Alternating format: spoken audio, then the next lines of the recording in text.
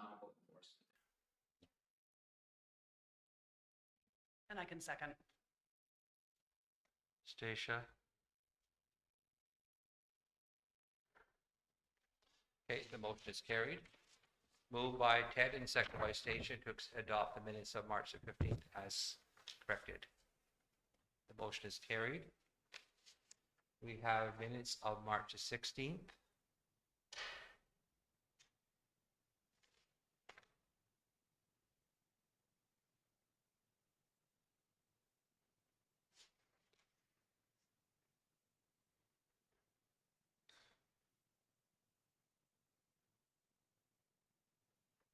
And on motion to, I've sent in a request to the department for $2,039,113 to deal with the sewage lift station cost overruns as well as the water line cost overrun. And Jody Nibbs said they'll either cover it they'll try and find some money somewhere out of this year's budget. If not, they'll take it out of next year's budget. But they're looking to cover it. We were a little bit late getting there because, as I say, in March, when there's lapsing funds, it goes quite quickly. So you have to be a little bit more timely with our identifying what the cost overruns are and to be able to know what amount of money to ask for. I'll move these. And I've also sent an email over to Patty Hadju, the minister, as well as her assistant Clinton, to ask if there's any money at headquarters that can be funneled to the Ontario region to cover that. So he's looking into that as well. So just to note, there was one correction. I know we're reviewing the minutes right now. So the one correction was the meeting was at 4 p.m. Okay. Noted. Any other corrections to the minutes or omissions? If not, can I have a motion to accept the minutes of March 16, 2023 as corrected? I can move, Chief. Stacia? Awesome. And seconded by Ted. The motion is carried. Oh, both stand up? Oh, we're pretty good.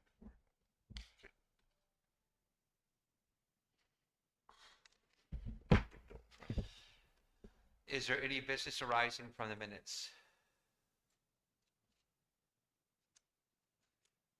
I've given my update. The letter that council had directed was sent in the day following the meeting. We're just waiting for the reply from the department. And there was also a follow-up report sent around from the visit from a letter from Mike LeBurn, the Ontario Regional Director General, from the visit of Vance Spadaway, the parliamentary secretary, when he came here for his visit.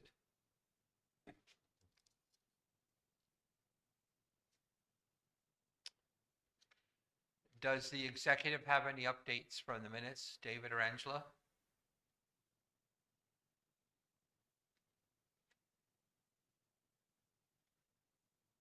No, I have none at this time, Chief.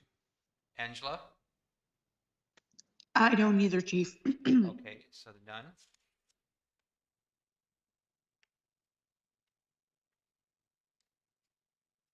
The upcoming council. So the meetings that require a motion a list has been sent around. And please add on to the list the March 28th, the Institute for Fiscal Studies, the Housing Conference in Ottawa. And all expenses will be paid by the FN. This is March 27th and 28th? 28th and 29th. 28th and 29th. Okay, thank you. So we're adding this to your list for, Yes, for your travel off the territory. Yes, that's right, Perfect. for March. It's actually March and April, so you have items here and dates for the month of April as well. Some are virtual though. But No, others are this one is not virtual. It's at the Germain Hotel in Ottawa. No, the list that was provided to Council Chief, there is a list for the month of April. Yeah. And I'm stating that there are 2 meetings identified that are virtual. Yeah. So that might not necessarily require a motion for travel outside of the territory, but the other ones. Yeah, the 3rd to the 6th is an in-person meeting. Mm-hmm. It's the two at the bottom. So April 18th and April 27th are Yeah. both virtual. Yeah, if it's virtual, then, but I'll put it on there. It doesn't require it, but just so you know when the leadership meeting is meeting. Okay. So just for clarity, so it's the housing conference, the AFN Yeah, well, housing we can take conference? that off actually because it doesn't require a motion for travel. It's just travel related. Okay.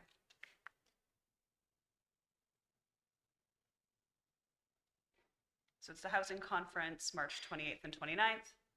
Yeah, that's right. April 2nd, I see the coup Leadership Council meeting in Ottawa. Yeah, this was decided during the leadership call because we didn't have a quorum.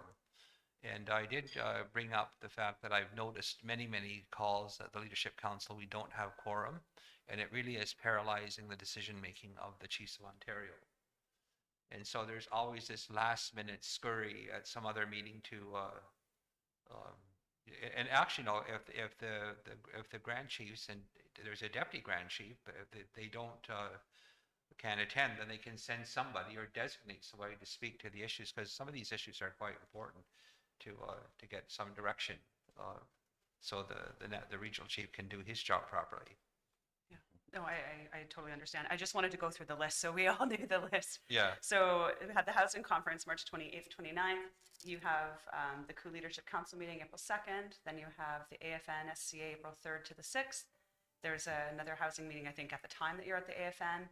On the 3rd, April 12th, Bellevue House Renewal CIC meeting in Kingston. And then April 17th and 18th is the Iroquois Caucus meeting in Ottawa. Those are the ones that I have on the list. Yeah, Okay. that's the list. Okay. Is there a motion to approve though attending those meetings? No. Moved by Ted. And who will second it? I can second. Stacia, motion's carried.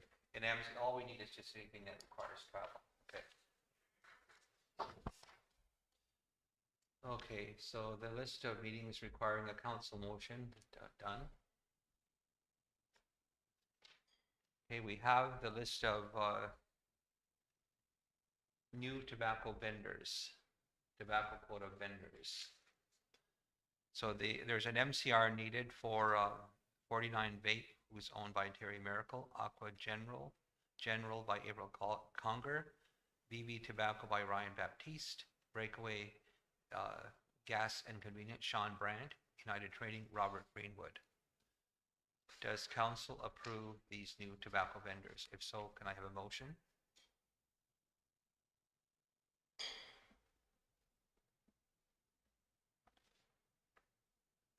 I'll move to. Moved by Ted. Is there a seconder?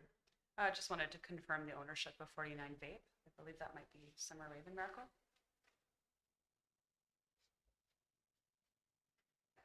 That's correct, Stacia. I did follow up with Lisa on that. That is correct. Okay, so we may want to adjust that MCR to ensure that the appropriate owners are identified with their businesses. And who was the name? I'm sorry, I didn't catch that. Summer. Okay. Summer Miracle, okay. And I can second with that correction. And Summer Miracle is a band number? Okay.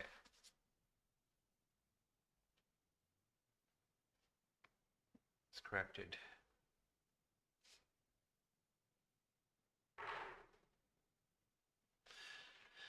It's been moved by Ted and seconded by Stacia to adopt the new vendors list as corrected. The motion is carried.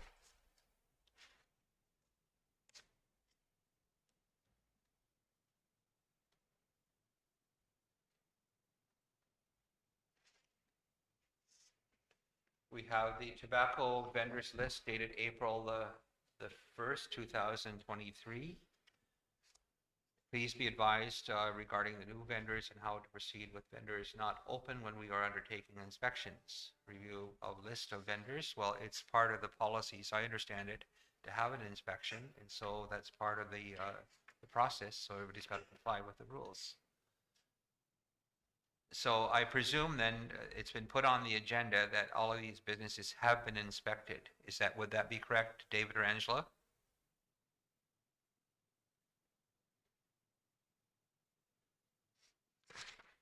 That would be my understanding, Chief. Okay.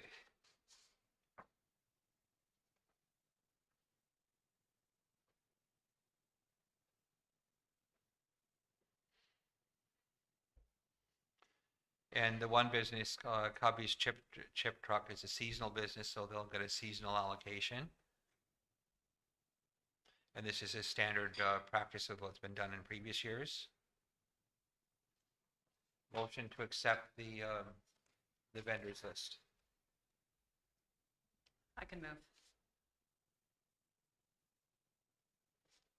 All set. Second by Ted.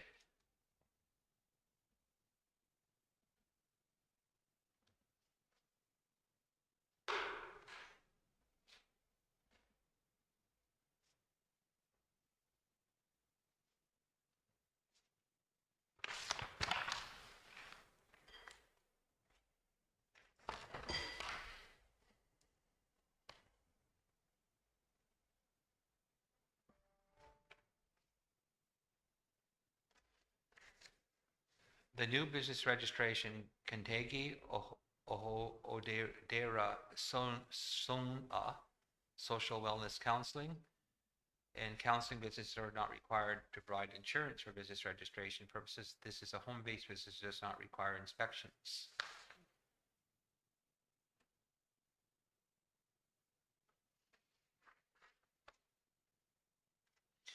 And David, is that part of the policy that consulting businesses don't have to have insurance? Or Angela?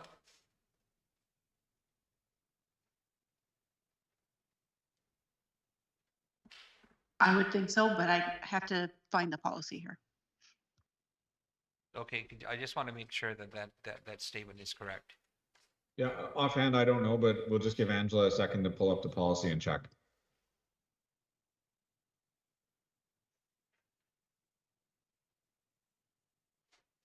If we could just set that aside till we get clarity on that, we'll move on to the next one. It's L&M Enterprise Convenience Store. Environmental fire inspection is done, completed in August, originally held with Sago Gas to be renewed together. Forwarded to business development March the 1st. Insurance not required for the business registration purposes.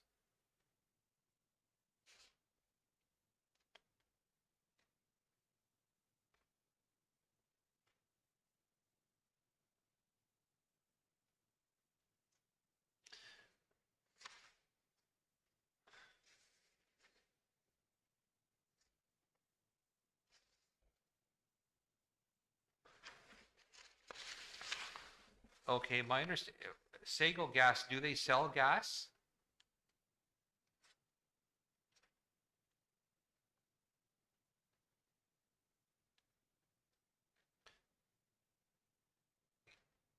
David or Angela, could you explain the issue about insurance? Because if they're selling gas, I always thought they had to have insurance. So Chief, my understanding is that when these businesses get insurance, that there's no longer a separate policy for environmental, it's rolled up into their regular insurance.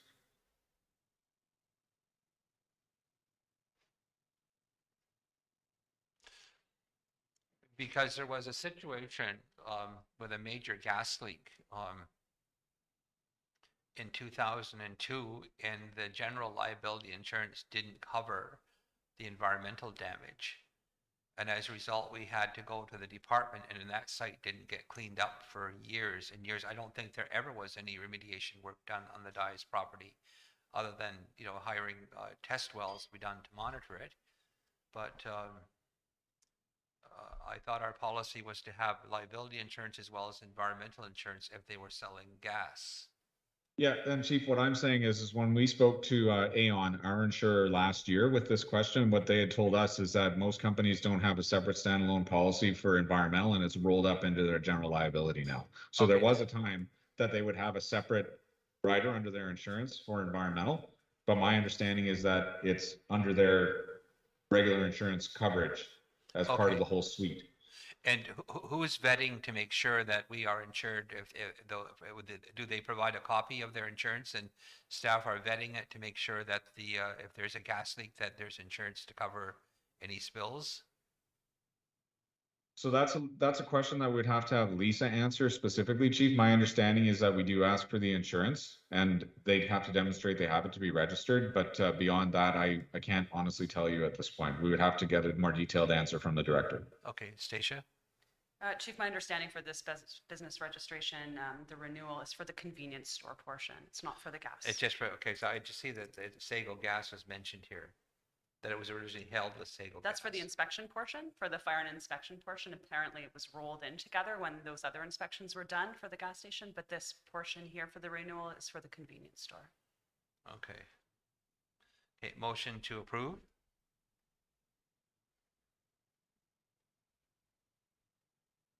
I can move.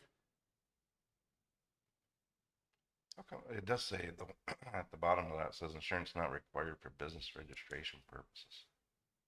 That's for business renewal registration purposes? I think that's the question that Angela's looking into now in terms of the policy for the insurance piece. Well, it doesn't say specifically what type of insurance, it just says insurance. I thought that's one of the things that they provide when they on inspection, isn't it? Oh, that's what's supposed to happen? That's my understanding, that they're to provide proof of insurance to cover any kind of environmental Well, issue. whatever, any kind of issues, I guess, liability or whatever. not to If they supply sell that. gas. Well, even the convenience store itself, right? It's just the For convenience store portion. Well, slip and fall, that would be general liability under that, slip and fall, but environmental stuff is usually a separate rider in the insurance policy or another policy.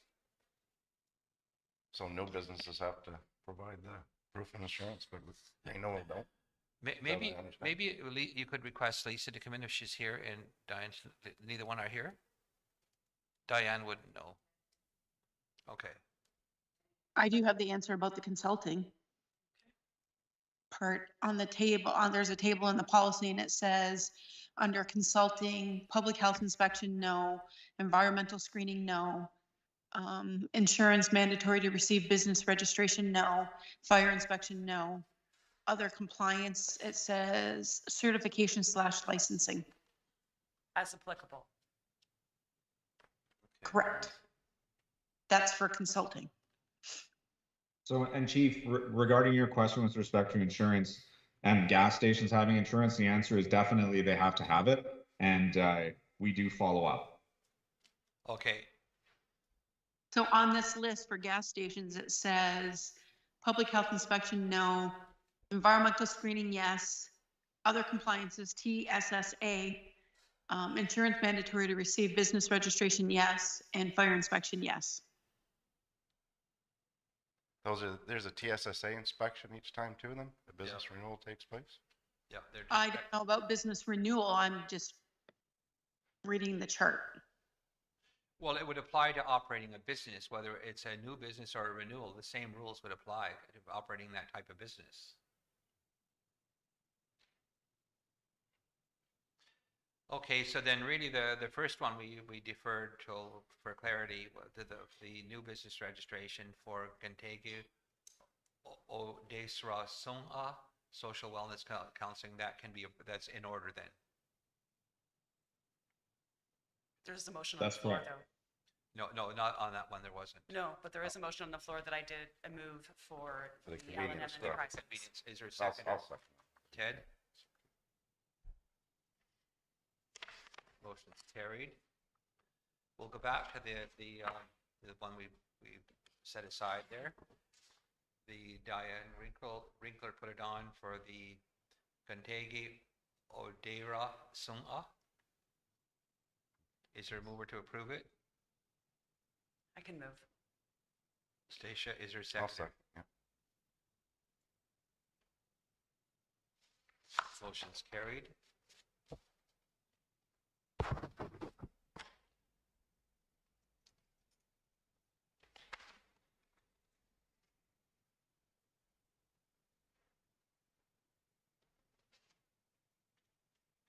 A business registration for L&M Enterprises. We've just That Pass was that. passed. Yeah, that's PMC well, approved.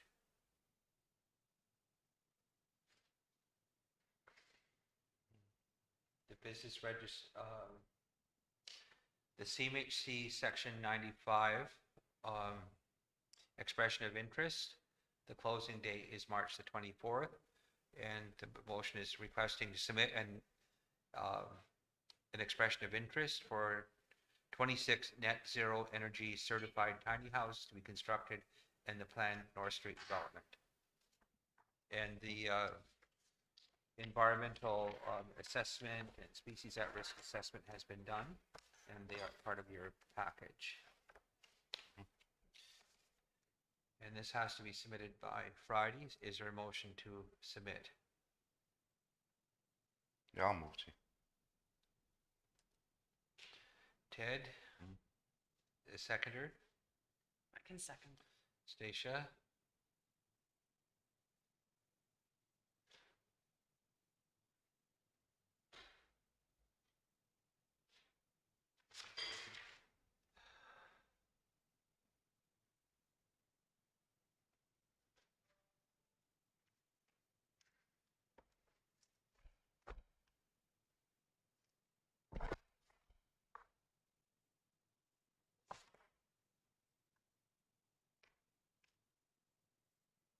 emergency home repair incentive. So this is to create a new program for the Mohawks for Bay Community to deal with emergency home repairs. And it has criteria, there's a policy.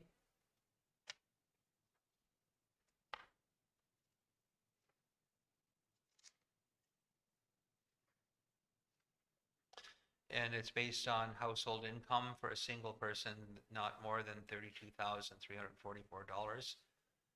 Couples, 48,516 is the maximum income.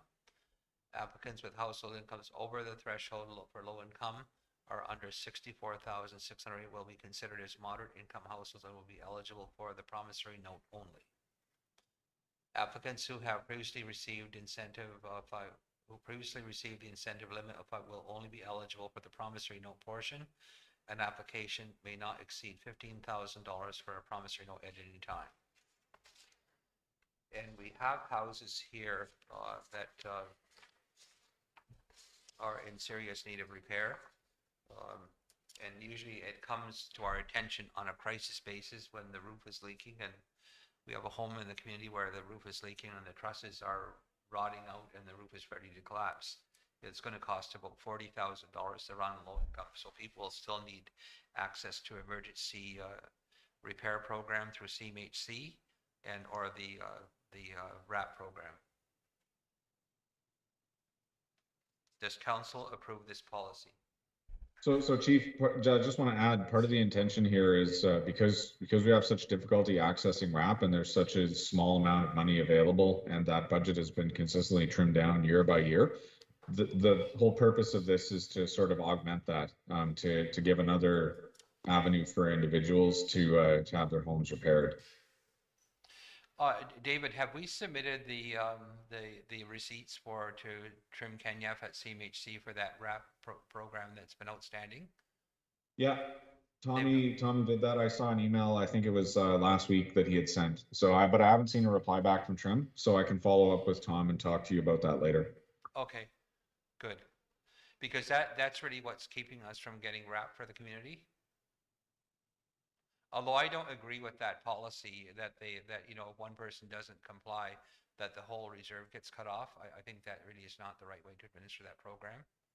Yeah, Chief, and I would agree with you entirely. And the truth is that Tom has been consistently working with CMHC to change the way that the RAP program is facilitated on reserve. The reality is, at the end of the day, though, is that their budget for Ontario region is not very much money, and I think that we'd be lucky to see a total of $170,000 or $200,000 come out of that program on an annual basis for the entire community, and the need is quite a bit greater than that.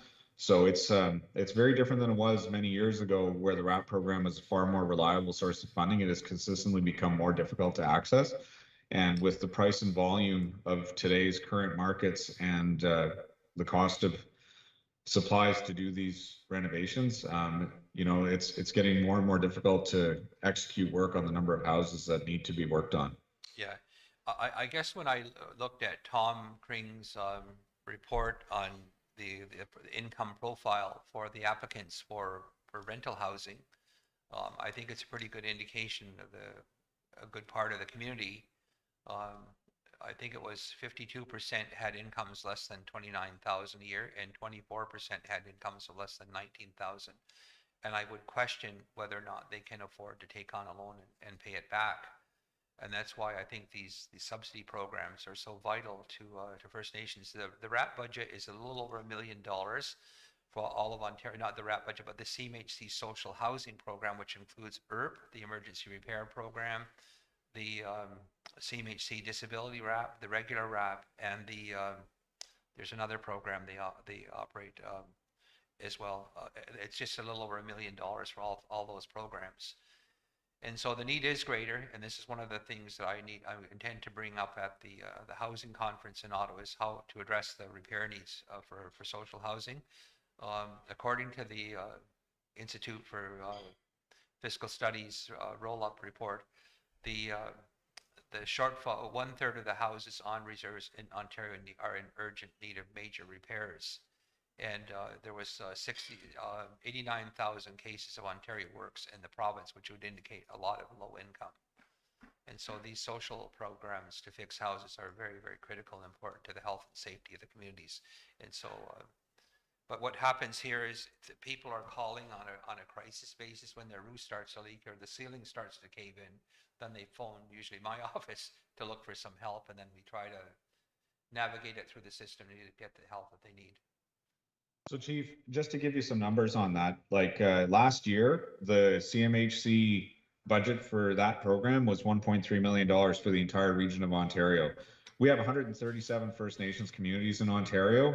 Of course, not all of them are applying for RAP, but that's not a lot of money to spread out between all of those communities. And really only 40% of that 1.3 was allocated for Southern Ontario. So that's every community south of Sudbury, essentially. And, so it is a very woefully small pot of money for everybody to share with this great need.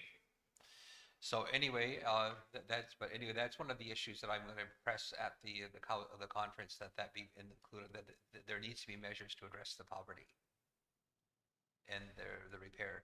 And I guess the other thing that happened too with the TSF, the transitional support funding that Samantha administers, it's only a little over $24,000, which is, that can deal with emergency repairs. But one house could take it all up, the whole budget for the year. So they try to spread it out in smaller amounts of money. So there really is a shortfall in addressing the poverty. Yeah, I'll give you another number too. In 1920 fiscal year, MBQ or the allocation for the South was only $68,000 for all the communities in the South in the RAP program, just to give you an idea. Okay, so can we have a motion then to approve this new incentive for emergency home repairs policy? Is there a mover? So I just wanted to note I had some comments in the policy itself. Okay. I know that Shu had responded to one of them, and it's just around eligibility. And so just so everyone is aware, it's for a permanent residence, and you must occupy the dwelling. And the incentive will cover 50% of the total emergency repair cost up to $5,000. So it's up to a $5,000 limit for that. The promissory note portion is a maximum of $15,000. There was one other question that I had.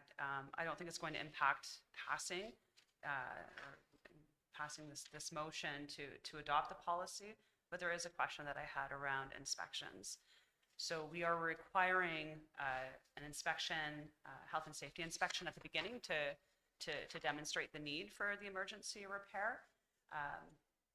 We allow for, of course, the homeowner to decide who to contract to do that work, but we also to have a liability section in there that says we're not responsible.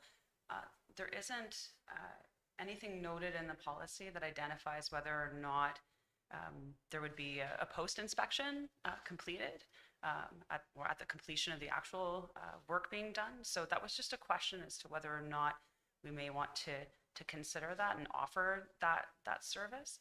So like I said, I don't think it's going to impact passing this, but I think it's something that we'll have to come back to determine whether or not in terms of our procedure, we're going to implement that. Okay, what I think we should do is send it back to the staff to deal with that and the issues that Stacia has raised, and ask that it be put in the policy. I think those are good observations, and Normally with any renovation that's done under the CMHC programs, the building inspector goes and writes a report of what needs to be done to bring it up to the building code standards. And then after there's a post-inspection done to ensure that the work was done and done properly. Then the material, it goes into wrap for the report. Yeah, I think the ask is just if we're interested in moving in this direction, then we'll get all that Exactly. information after. If we Yeah. decide to move this way, then So we'll get do- what their procedure, because we don't know how they're gonna pick and choose and all that stuff either, right? It's not clear in here how they're gonna determine who's, Okay, so is is it council, gonna be data application? Is it gonna be based on income? But It's based on they income. can work out, Yeah. they can work out all those details and let us know how it's gonna, I'm interested in Yeah. moving forward with this. Yeah, I think it's fine to program, move for sure. forward. I think that those are the procedural Okay. things that I'm just raising as a Yeah, question that I absolutely. think that can Yeah. come back. Yeah. okay, so Yeah, I'll, and folks, just so you know, I would agree with everything that you both said. And we absolutely think there should be a post-inspections and oversight. We'll add it into the policy. Thanks for picking up on that, Stacia. We'll make sure that that's put in there and the other changes. You guys, as far as we're concerned, you can move forward with approving it, and your comments will be noted and the changes will be made. okay, who's moving? Ted, I'll move policy? this the home repair incentive policy, and then we want to see that all that information come back before it's rolled out to the community, right? You want to put that on the motion, I guess, somehow, I don't know. Yeah, maybe review before it's rolled out. Yeah, I want to make sure that all those things are captured in there, so there's no missing anything. The procedures, stuff, how it's gonna work. Okay, it's moved by Ted, who will second? I will second. Stacia?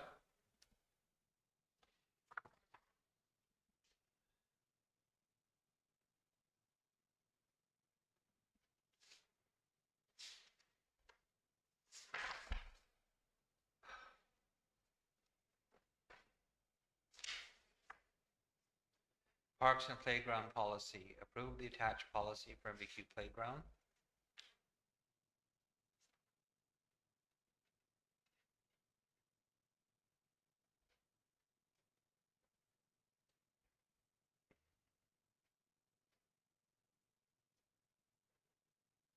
So after a review of the current policies on file, the housing director and policy analyst, it was determined that that other than the daycare, MBQ did not have a written policy or procedure for the maintenance of various MBQ operated parks, and more specifically, playground structures and services. And Chris has brought this observation to council and the need to have regular inspections done to ensure the safety for the kids who are playing there. So the recommendation is to adopt, ensure inspections and responsibilities are clear, and each party is aware of their specific roles and responsibilities. Ensure inspections form and logs are consistent in the format and information that is collected. Ensure that MBQ operated parks are being monitored and adequately maintained, including locations that do not have play equipment and services. And so that the recommendation was to recommending option 1 to implement this this policy and procedure. Does council approve? I move.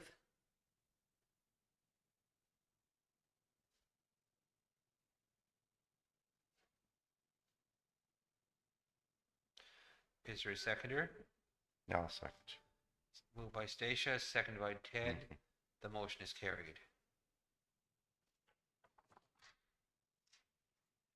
Chief, Thank you, guys. I also just, sorry, Stacia, I didn't mean to cut you off. Thanks for that motion. I just want to let you know that, for your reference, we also had a third-party playground expert review the policy.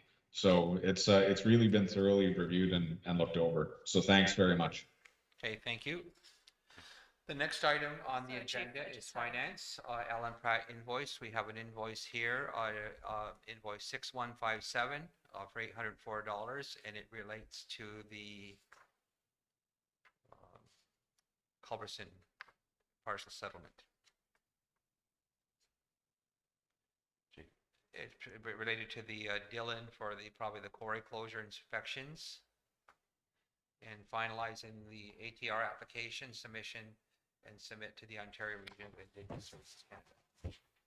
Sorry, Chief, Okay. I had just a comment before we get into Oh, this sorry. particular item in the finance piece. Just going back to the policy, the policies when we approve them.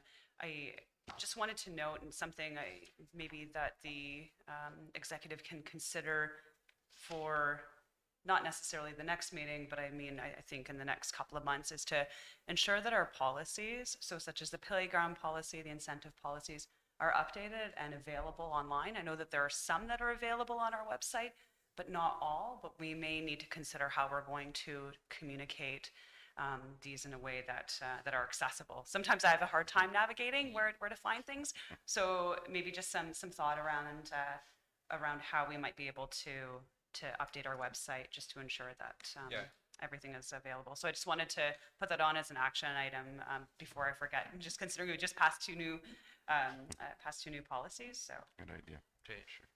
Can you note that action item, Shelley? Thank you. Yeah, duly noted. Thanks, Chief and Stacia. Much appreciated. So they're to be reviewed and That updated. one- The one, Sorry. Angela, yes, sorry, go ahead. Chief. I was going to say the one policy is to move forward with it. It's not formally rolled out yet, though, right? The emergency home repair one? That's correct. It's to be brought back. Okay. It's to be updated to incorporate council's review. Yep. Concerns this morning, then brought back for review, council's review.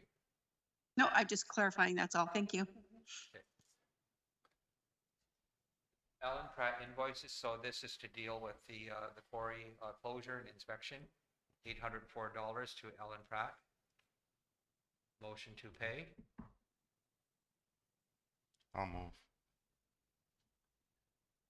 Is there a seconder to that motion to pay this bill? I'll second.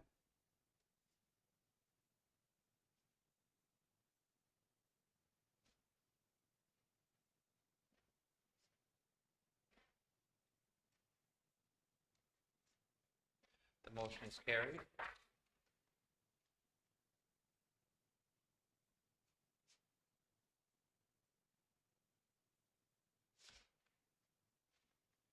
And just for clarity, the finance department is keeping track of all of our culvert expenses as they occur. Is that correct, Angela and David? Because we'll need that information for our negotiations. Yeah, that is correct, Chief. Okay, thank you. And I believe Lisa is as well, Chief. Okay. Maybe you could give us a periodic update at council so we know what the tally is. So the next item is number 11, the Indigenous Services Canada amendments, number 34, 35, 36, and 37. It provides the MBQ with additional funds, $43,682.65 for assisted living program, in-home care. Amendment number 35 is providing $4,353,443 for the school ventilation. School ventilation was 23,000, and the water main extension $4,330,443 for a new water truck. Number 36 is $227 emergency housing, 2 tiny houses. Number 37 is $2,071,947 for the water treatment plant phase 3. Number 35.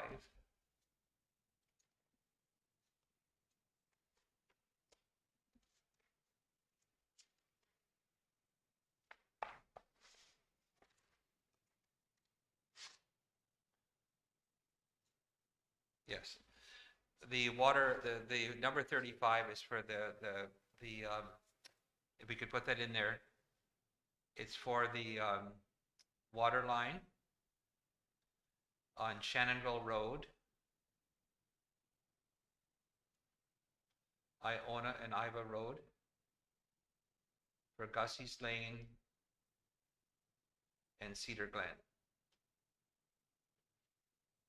And this was a result of a technical briefing that we asked to be done by First Nations Engineering Services, and we asked the department if we could get approval to get those short road water lines constructed as part and to append it to the Gordon GBL contract, because the bid prices were current, and so the department did agree and approve the project at 100% funding.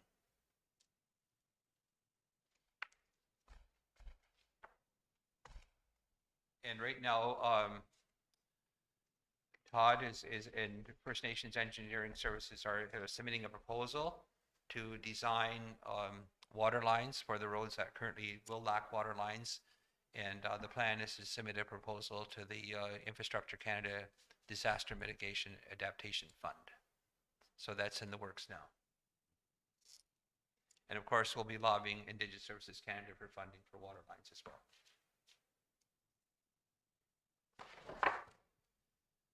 Okay. Upcoming meetings, March the 29th is council. There is the staff appreciation dinner at 5:30, I believe, Shelley, or is it 5 o'clock? 5:30 at the community center. So let Jordan and Kelly know if you're going to attend. I will be attending to give thanks to the staff. We'll come back early from Ottawa for that meeting. We're planning to leave around 2:15, back in time for the dinner, and then we have council. Do we have anyone scheduled? So that meeting won't occur then, or what's the cutoff date? Today at noon. So just watch your emails. That there may not be a council meeting if no one is scheduled. The next regular council is April the 5th. April the 12th is the next local business.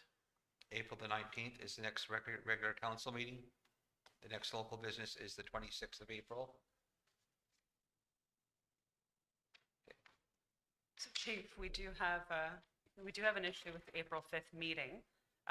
You are away at the Yes, AFN. yes, I On the saw 5th. that. So I had sent an email just canvassing maybe some alternate dates for that meeting. I don't know if you had a chance to review that suggestion. We were pretty busy yesterday. I did see the email and I do agree that it needs to be changed.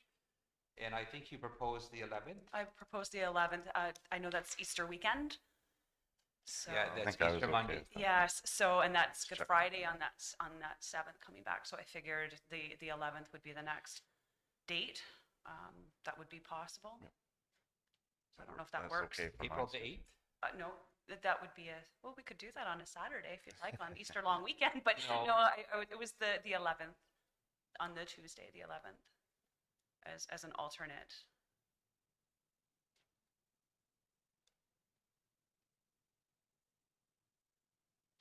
I could do the 4th. The 4th is clear. I believe you're away, Chief, in Ottawa that week. Oh yeah, you're right. That's the Chief Special Assembly that week. You're right. So that, yeah, considering that week is not available anymore. I was looking at the following week. What about the 7th? That's Good Friday. That's Good Friday, and the Monday is Easter Monday. So And what was wrong with April 11th? That was a Tuesday? I was suggesting April 11th, so I did send an email yesterday. April 11th works for me. I think I've already Works for responded me to too. April 11th would work. Okay, so if we could just, So we should have a motion then to reschedule the Schedule. meeting for April the 5th to April 11th. I can move that. I'll second. The motion is carried. Mhm.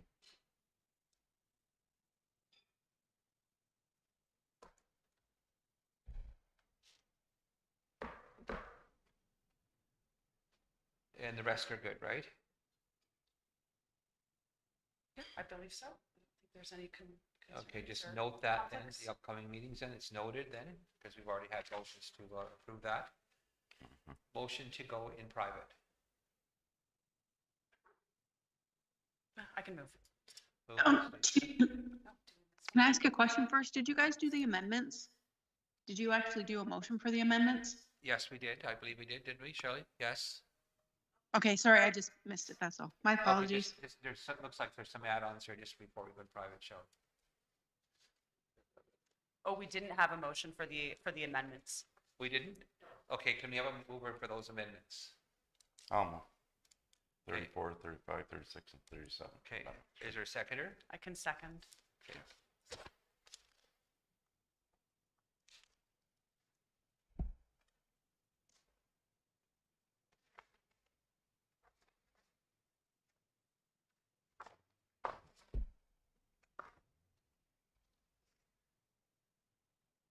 Ted and Stacia. March the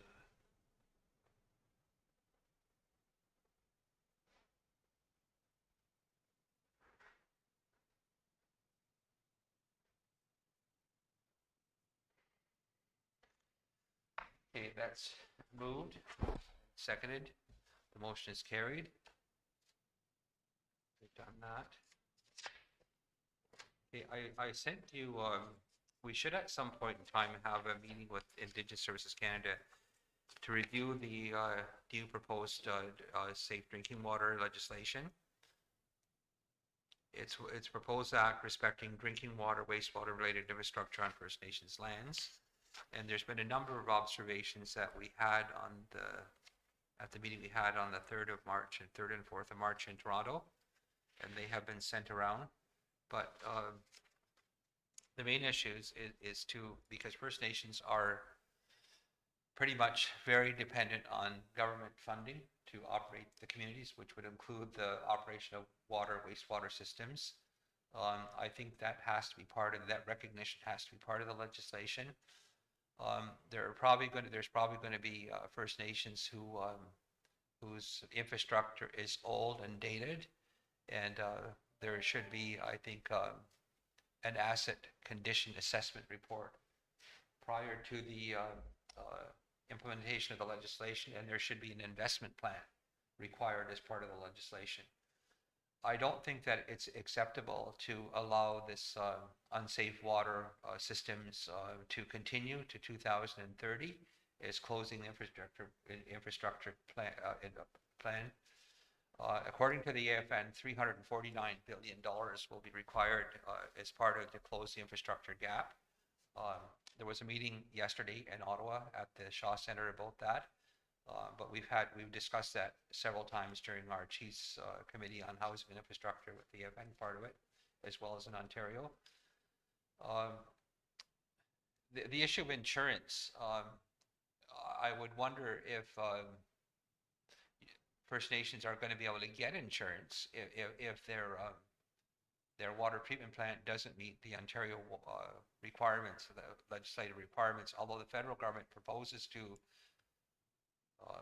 have say the Canada's drinking water guidelines.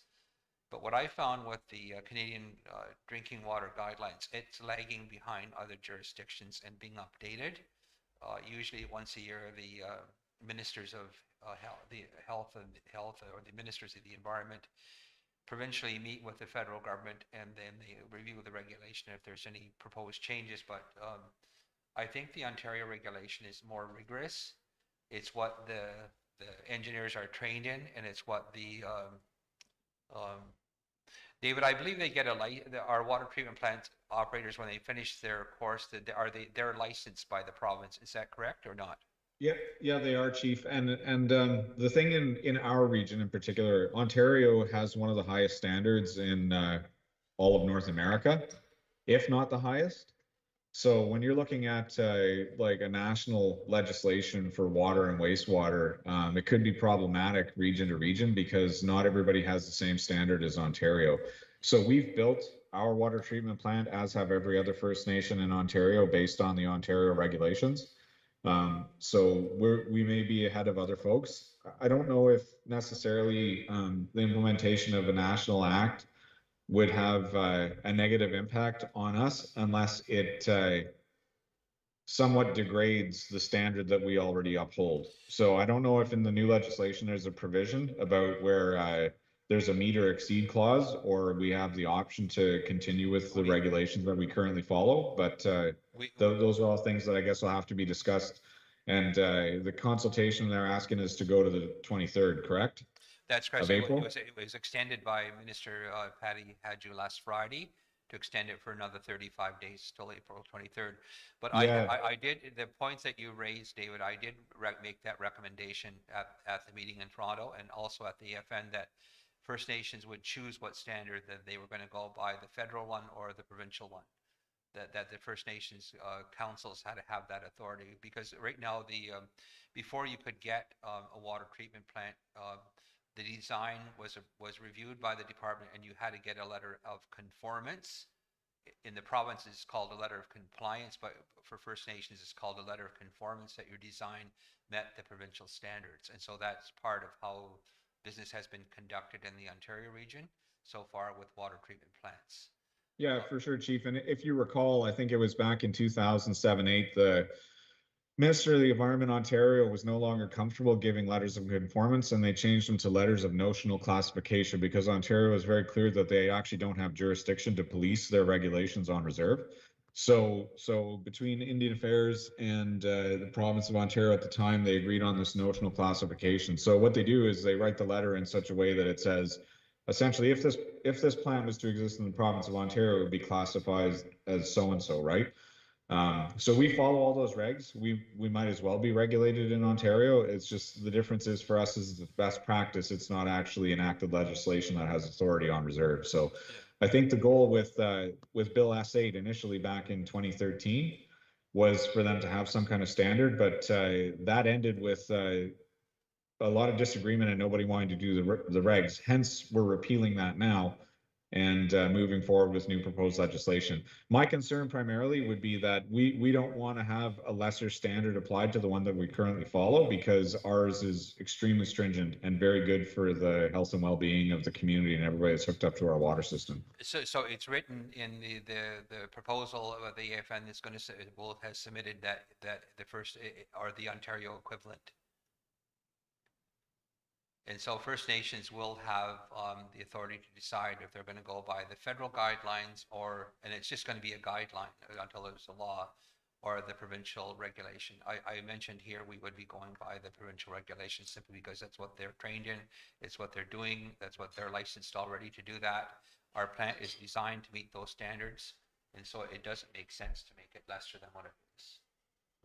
Couldn't agree more. And knowing the federal government, it's always trying to get away on the cheap. Just to refresh council's memory, when we were having so much problem getting our design approved, as a matter of fact, they wanted us to go back to the drawing board and design a water treatment plant without the Siemens technology, which would have done nothing for blue-green algae.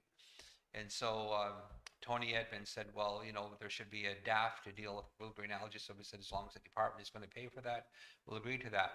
But what we did is I asked Todd to bring the Ministry of the Environment, the compliance branch, to the meeting in Toronto, as well as, and I said, okay, there's an issue with the design.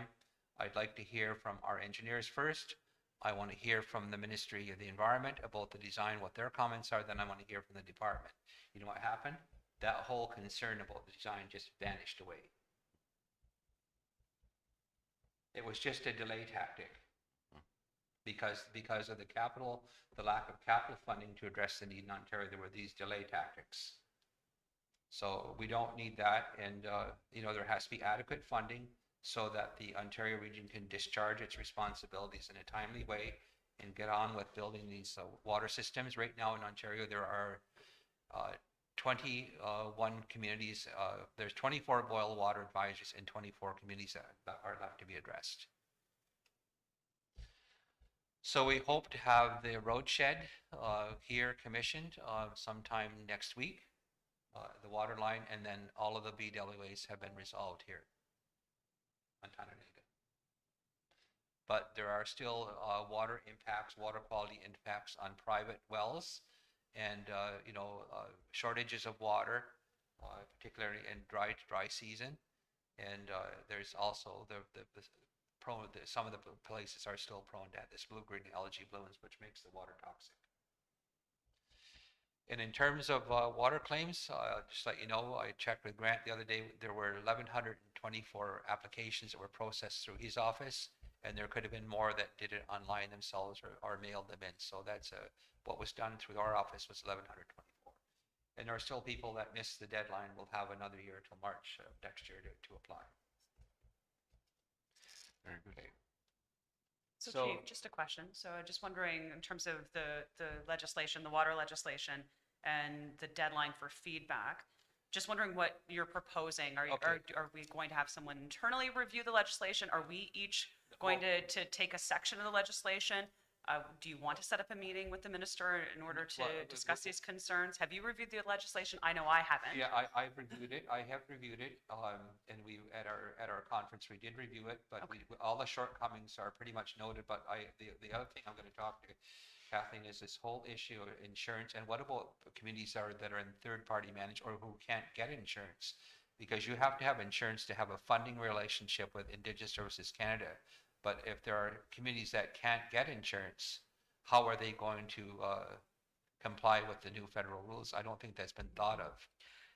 Is it possible for you, I know that you've attended these meetings and you have, I would imagine, some of these notes from these discussions that have outlined the concerns. Are you able to share that with council? Yeah, all of them were shared and consolidated in the report that came from the Chiefs of Ontario. I sent it around a week ago, during the past week. And so that pretty much captured the summary of what the input of the people that attended the meeting in Toronto. But the AFN is having additional meetings, but so we have suggested instead of dealing with the Ontario regional staff, we need to speak to the minister and senior staff at headquarters that can answer the questions that the chiefs and water treatment plant operators are raising. And so the Chiefs of Ontario will be having meetings, but they said they would make themselves available to any First Nation. And of course, I guess one of the questions here is how are we going to address the remaining issue? Because right now the whole thrust of the government was to end boil water advisories that stem from publicly operated communal systems. It wasn't to address the shortage of water. And so to me, that's a serious issue. People still do not have safe drinking water if they're on a well that's going dry all the time. It was just like some kind of treatment system. And I think, David, there had to be 5 houses connected to it or 5 serving 5. Yeah, that. So for it to be considered communal, it was 5 connections, right? Under the rules for the federal government. And so those rules were not addressing the need, the policy and how it was being administered wasn't addressing the need for water in the community. No. And so the goal of the government should be to provide safe drinking water for the residents who live on the reserves. Yeah, I would agree entirely.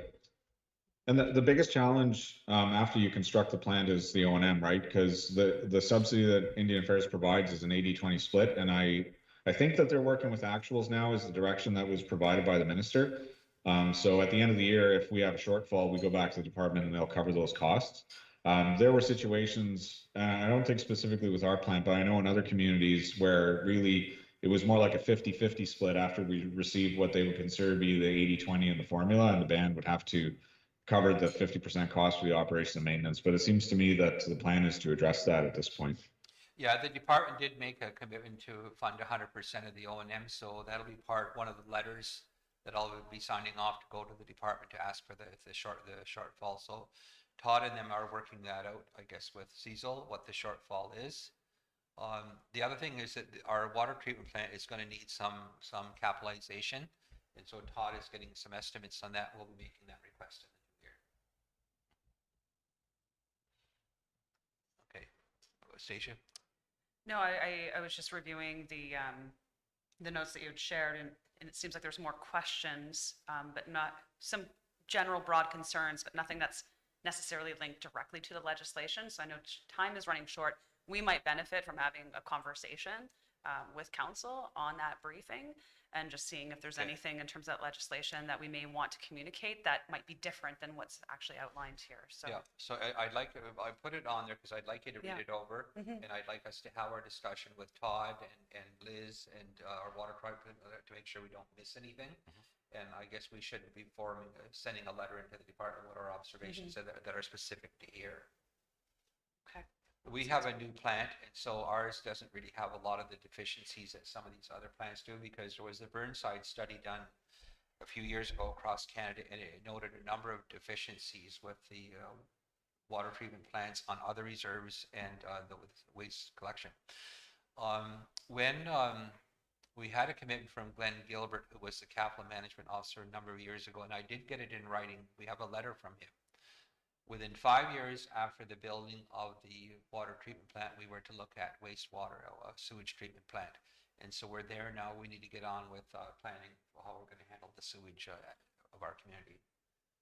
And so I think we need to look at, have a chat with the engineers to look at, the sewage treatment plant.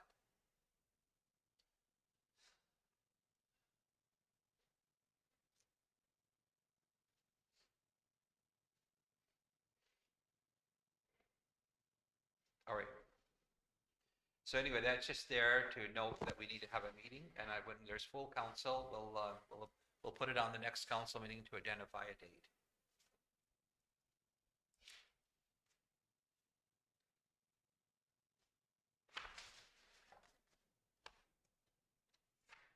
So put that on the next agenda, Shelley, to identify a date for a meeting.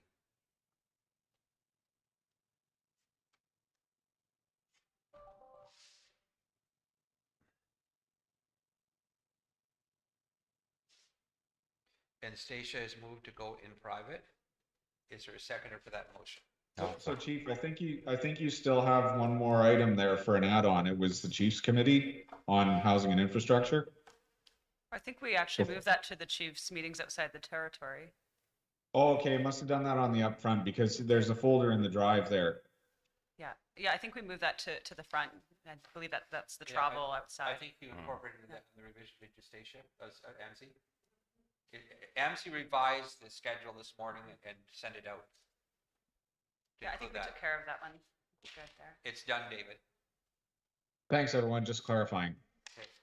So Stacia has moved to go in private. Did Is there I? a second? Okay.